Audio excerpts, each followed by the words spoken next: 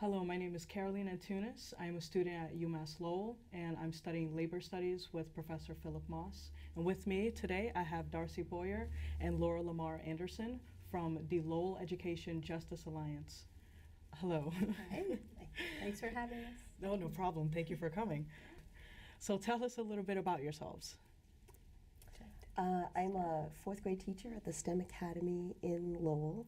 It's part of the Lowell Public School District. I've been at a couple of different schools in Lowell and have been a lifelong resident of Lowell. I am a resident of Lowell, but also a Lowell Public School parent. My son is in first grade, so yeah. So that's why we're here together, and parent and teacher, because this is an important issue, and we need to work together on public education issues. So, Yes. So tell us a little bit about the organization. How did you guys come to be involved? I can talk a little bit about it, and then Laura, you can jump in if you want.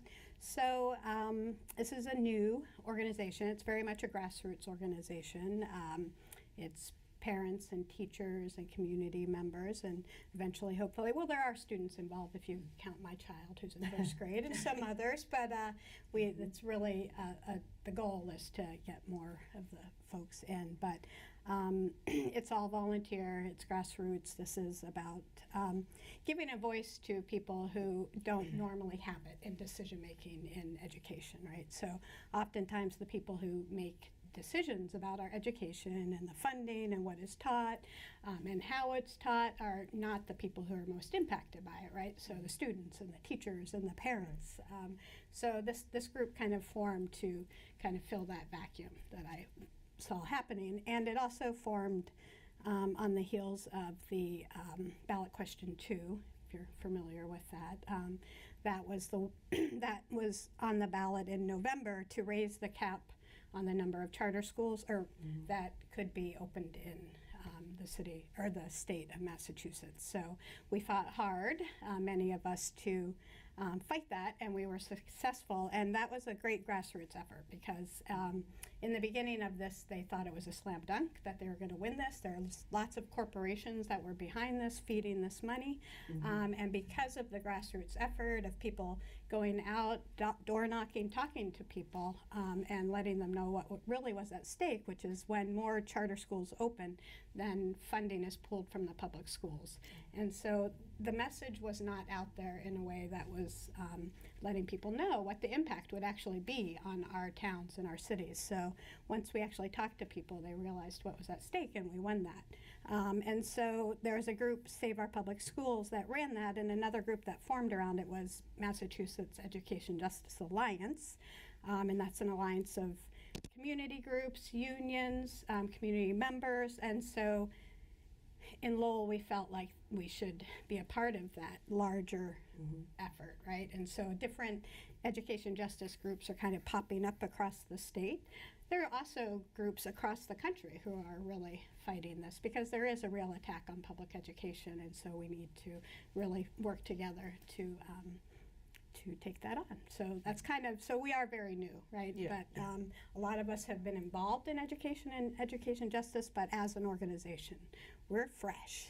So how about you, Laura? How did you get involved? Well, after all of the big, all the work for Against the Ballot 2 question, and I had met Darcie after that and kind of came on board. I mean, you know, I work in public schools and I know the value of public schools, and and realize they're not perfect, but the solution is not to pull funding and pull students. The solution is to keep working and building the school and working as a community to make it better. So when we started talking about the Mass Education Justice Alliance and the Lowell chapter here, it seemed a perfect fit for what I thought our schools need, community basis. Yes, I agree with that. So specifically, what did the organization do to raise the awareness of the ballot question and the importance of saying no to the question 2 and not expanding the charter school?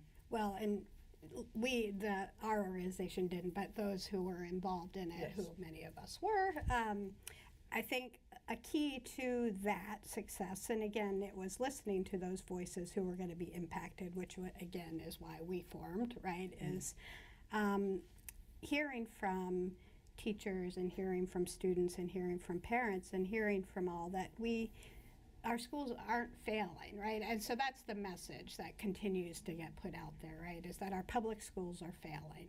And when you push that narrative, which has been happening for decades, and you underfund the schools, and then you can say, oh, our schools are failing, and that's all based on test scores, which are not a great measure of schools, then you can say, well, if our schools are failing, then I guess maybe we should try this other private route. So you can start charter schools that are privately run, the money goes to corporations, or you can put in vouchers, right, which is what's being talked about right now and has been talked about for many decades, but is back again strong.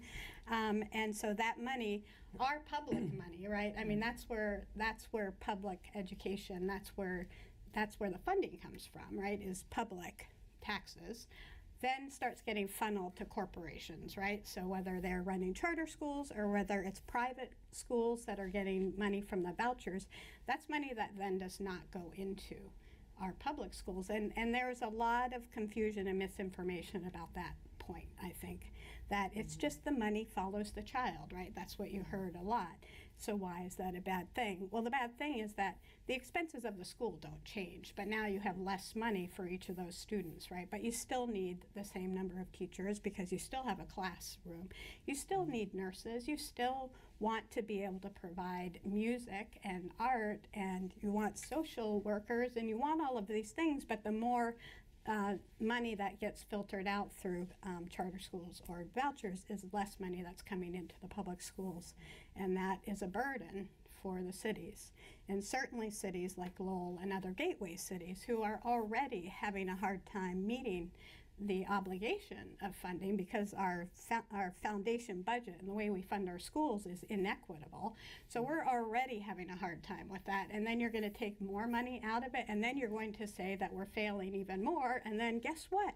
You take over, you put us in receivership, right? Which is what happened with Lawrence and some others. So it's an attack on public schools, it's an attack on unions, it's an attack on teachers. It's one of the biggest social justice issues, I think, of our time, and worker issues, right? Because charter schools are not unionized, the teachers don't get paid as well, they have no security. I, as a parent, want my student to have teachers that are well supported and well paid and that have protections, which is what a union provides. And this is question 2 was definitely an attack on that, and we won that, and now we're in this next phase. Moving forward. Yes. Yeah. So do you think that we're actually moving forward now with the new Secretary of Education? Do you think? We're fortunate to live in the state of Massachusetts, yes, which it puts us in better places. But I think, even before we worry about that, I think the problem with the narrative coming from the federal level through the current Secretary of Education and the administration and folks at all levels, they're giving, as you mentioned, that narrative of failing schools. And if the folks at the very top think we're failing, then that's the story that's told, and that's the story people start believing. When you speak with individual parents, teachers, community members about individual teachers in schools and what's happening there, you do hear a different story. Most parents that I talk to are happy with what's happening in the schools. Most teachers are very happy to be working where they're working, and I work with some amazing people. So there's a lot of good things that are happening in public schools. We've got to try to fight that story of destruction and failure that's happening, and let these voices be heard of, here's some success, here's what's going right. Yes, we need a helping hand to keep going, make it better, but we're not, it's not that apocalyptic sense. So I want to add a little bit to that, because I would say that certainly with Betsy DeVos, our new Secretary of Privatization, she is like privatizing on steroids. But I want to make sure that we understand, though, that the Democrats, certainly in the Obama administration with Arne Duncan, and then John King as Secretaries of Education, were not particularly supportive. They also push that narrative, and they also push funding for charter schools, and they're also the ones that really ramped up the push for high stakes testing and tying our funding and making mandates that if you do not perform at a certain level on high stakes testing, then you are punished basically as a school. And there's so much that goes into testing and why some districts do well and some don't, and we never take on the issue of poverty, right? It's much easier to blame teachers, it's much easier to blame the schools than it is to actually look at the root causes of what is happening here. And I would say that testing is certainly high stakes testing. There's a couple of issues with it, and is one of the things that I am involved with this group because of, is one, it is not a good measure of schools. It's not a good measure of how well, what your child is learning and what their experience in school is. Number two, when there's this pressure from high stakes testing, it limits and it restricts the curriculum that is being provided, right? And for me as a parent, that's heartbreaking because I want my child to have a well-rounded experience, right? And when we are completely focused on math and English language arts and the other things are specials or not seen as important, I think that's very limiting for the student. I think that the teachers have lost the ability to be able to teach the way they know that they should be able to teach. And I think that it's also anxiety inducing, which does not make kids want to learn, right? And not everybody does well on them. And so then what does that tell the student, right? You're already, when you're getting tested in third grade, you're already a failure. I mean, so there's so much wrong with it, and that's one of the things. So there is a bill actually before the Mass legislature that's asking for a 3-year moratorium on high stakes testing. And so I'm very supportive of that. Can you tell us a little bit more about I can't tell you too much about it. It is, and I can, at the end, I can say how you can get in touch with me, and I can certainly give more information. But that one is there's a couple of bills at the Mass level that are looking at some issues that I think are important for us in public schools. And one is this one that's saying we need to stop this, and we need to look at other ways to assess our schools, and we need to be able to reorganize a little bit in a way that is providing a well-rounded education that's not killing the joy for students and teachers, right? So that's number one. There's another one that's also looking at the foundation budget and how we fund our schools, because it's a formula that's 30 years old. It is incredibly outdated, and the way we do it, I mean, Mass is better than some places, but really, I mean, you can look at how the schools and what the experiences students have are very different depending on where you live, right? Yeah. And some schools are always strapped and just fighting to try and meet. There's a limit that we're supposed to at least meet, and then if we can go over, there are some communities that can go over that 200%, right? Lowell just meets it. Then there are other communities that can't even meet that. And kids have no control about where they live, you know? I mean, they should be able to all have the same access and equal access to a good education. And again, it's not all about funding. I think that Lowell, my son is getting a great education, so it's not only about that, but there's so much more that can be done, right? And so that's another piece of legislation at the state level. Well, just to expand on the idea of privatization, because it doesn't end with just the vouchers or charter schools. It's in the public schools in the form of these curriculums that are developed to prepare students for tests. So there are private companies who are heavily invested in creating the tests in the first place, and then they create curriculum to support the tests. So, you know, the privatization problem is just getting bigger and bigger, and we're in a public school with that problem. It's a concern, and it limits what we're what we're teaching, not because we're teaching what we test. Yeah. And if we're not testing art and we're not testing music, then how much time are we going to be willing to spend teaching those subjects? I'm learning a lot, sorry. I'm taking a moment. Okay, so what do you think is a better way to assess school success? Do you have some thoughts? I mean, I know that we're actually in Lowell. I think the union is one of the ones that's kind of looking at this. Yes, and I'm not involved in that particular group, but Lowell Public Schools does have a wider range of assessing our students and our teachers. That, you know, within our schools, we don't ever judge a student by those test scores, and I think we have to get that more holistic view further on. If other people are going to judge us by our test scores, you know, that's going to be one very limited story to tell. When we look at a student, we look at writing, at conversation, at their ability to problem solve, at their ability to cooperate. Can they teach somebody else how to do something? There's lots of ways to show learning, and being able to fill in answers on a test is one very limited way to show learning. So I don't know how to do that on a large scale. How do you assess an entire school district that way? But I know that it can be done.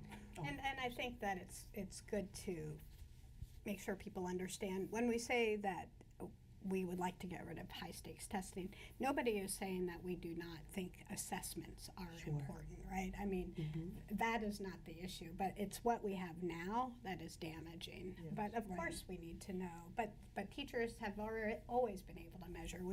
I had the Iowa, whatever that thing was. Iowa. So we have had standardized tests, but it's just ramped up to such a degree that it has completely taken over the actual curriculum that's being offered. But you can also measure a school culture, right? You can measure how, if students feel supported, right? If they know that they have places that they can go for support. And I mean, there's all different things that make a school a community, and that encourage learning, right? And so there are, as Laura was saying, there's a group, I think, within Massachusetts right now, and I think that some of the people from the AFT, the union here, are working on that, developing other measures that are more, that are broader, so that we're not solely measured on that one test score, and that where you make or break us if you're a level 1, level 2, level 3 school. I mean, that's all we care about now, right? And that shouldn't be all we care about, because it's deceiving what that means. There are many level 3 schools that the kids are learning, they're doing great, right? So it's time to go. Time for something new. Yes. Or old. What's old is new again, right? I mean, let's see.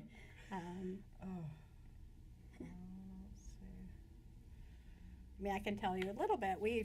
Our launch event that we had on March 9th was a story of a middle school in Oakland, California, that was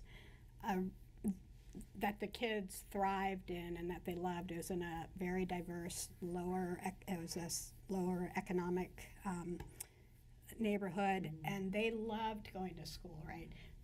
They're adults now, and they talk about how middle school was the best time of their life. And do you hear that? How often? Right. And the Exactly. teachers were so proud of what they were doing, and it was experiential learning, right? But they also created an environment, and they've said this very clearly. There are different things that students need to learn. And one of those things is an absence of fear.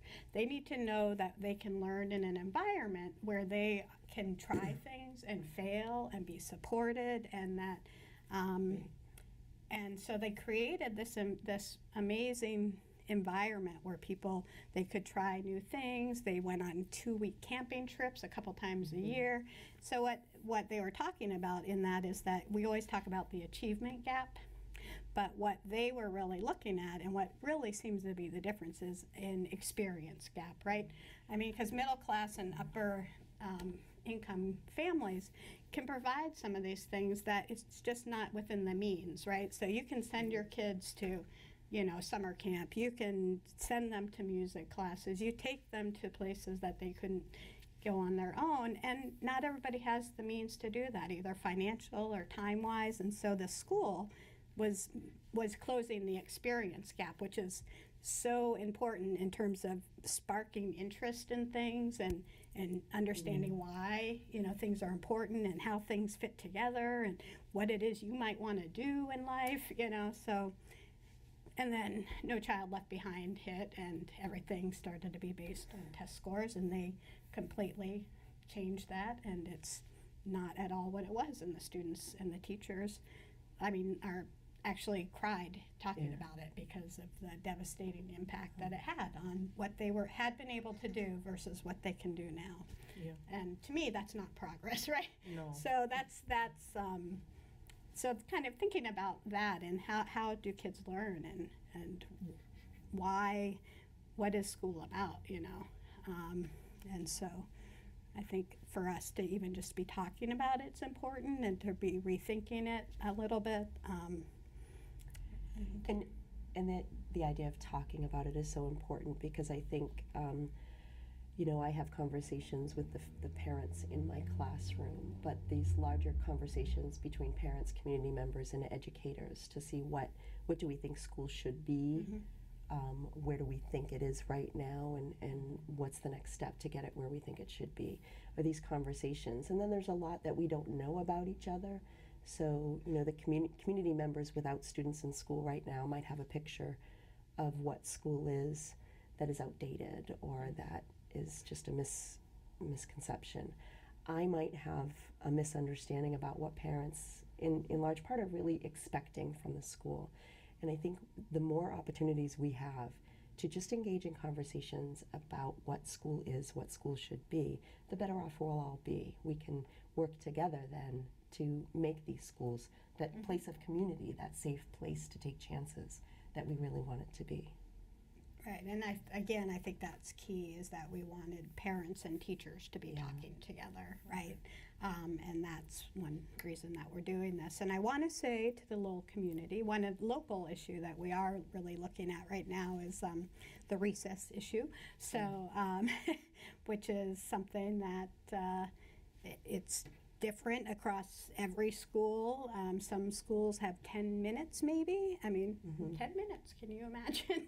Some have 15. So my son's school, he's in first grade, remember, 15 minutes for recess, 15 minutes for lunch.